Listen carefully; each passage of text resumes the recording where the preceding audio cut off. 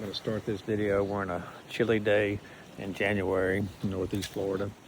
We've got some nice Astro bass boat here. That's a 1998. It's the Astro 20.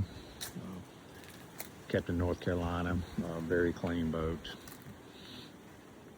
It's got a couple blemishes, which I'll go over. But if you go to our main website, www.vetmanyachts.com, you can see the entire listing. 200 Mercury Magnum EFI Mariner Mercury, the same thing. It's a nice Humminbird 24-volt trolling motor, clean boat. So just give us a call, and she's ready. All the trailers have been serviced. She's ready to go.